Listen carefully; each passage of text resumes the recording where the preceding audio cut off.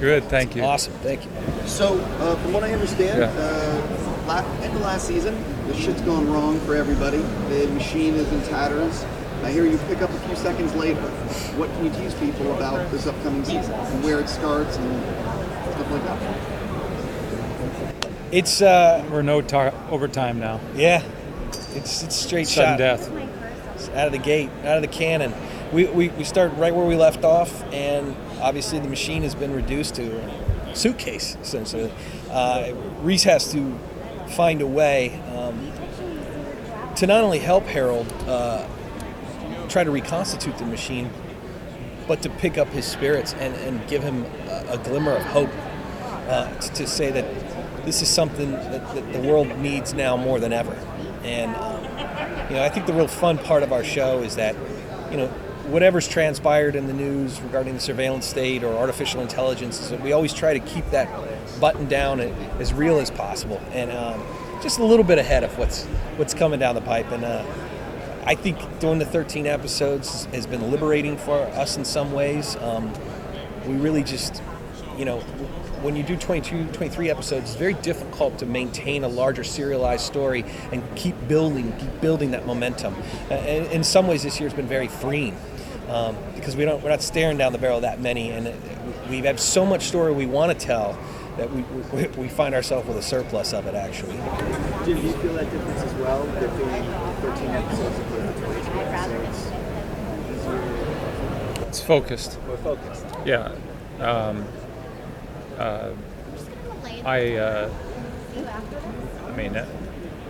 I could just tell you when we get into winter time and we're out there, you're doing 15, 18 hours at times every day, constant with forced calls.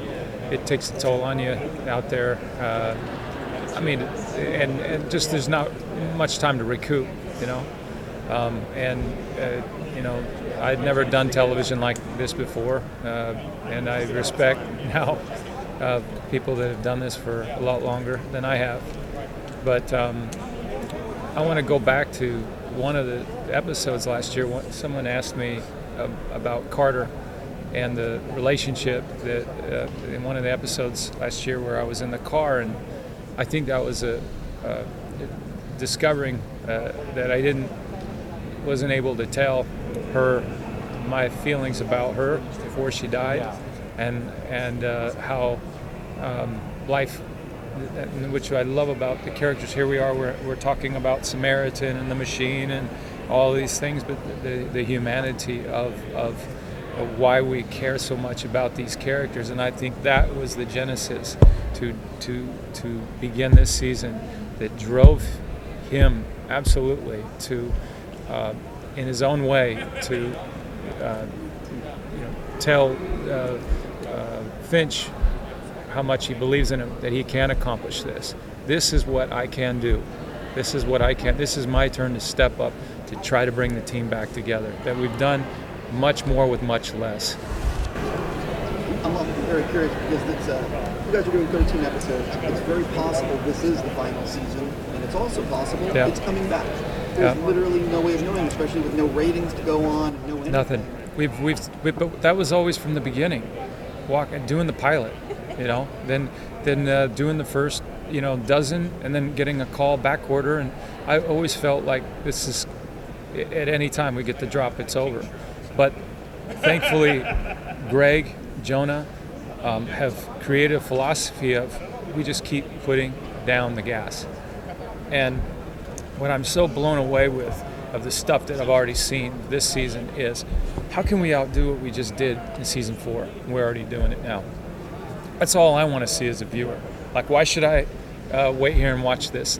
We treat this, when you were asking me earlier about going down to a dozen, it's more like a film.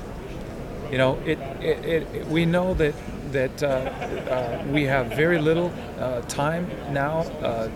Everything's been shortened. The week's been shortened, and still, their synergy of how they work and how that affects every writer and how we work together with the actors together, that we're doing it for each other, has actually brought us a lot closer.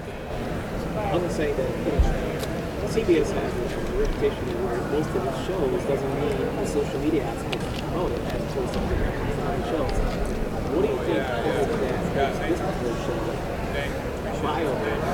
Fans don't need to go out and say, "Oh, catch me." You guys are going. You already have a large amount of fans. You know, what's so great about coming to Comic-Con is that you become acutely aware of how big our international fan base is. People from every country come out of the woodwork to see the show, and it makes me wonder sometimes, like how much our show is loved abroad. But you also know that when you watch all the other shows that are ripping you off. I mean, they are. Have you noticed that? Oh, sure. Yeah. Yeah. I mean, that's kind of a compliment. I think there's Sure, one that's but actually, if you were at Stanford and taking, your final, and they said, "Yeah, you forged this whole thing," and I said, "But isn't that flattery?" And There's a big difference. yeah. I think the Either difference that or of our ripping off show, it's Memento. seamless. When you see it, if another artist does something and it's really good, you're influenced by them, but you try to make it your own, I think.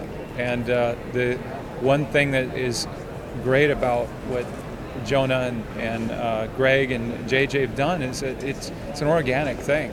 And if they have been inspired by other people, it's seamless. I think it's a necessity. I think you guys can really help us too. And one of the most common comments I hear about the show is, "This is not the show you think it is." Well, that's a problem. Maybe it's a marketing problem.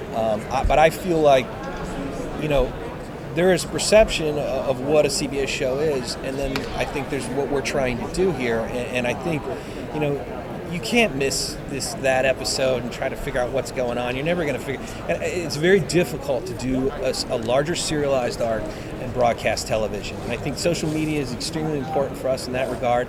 And more importantly, even is now having the option to stream the show.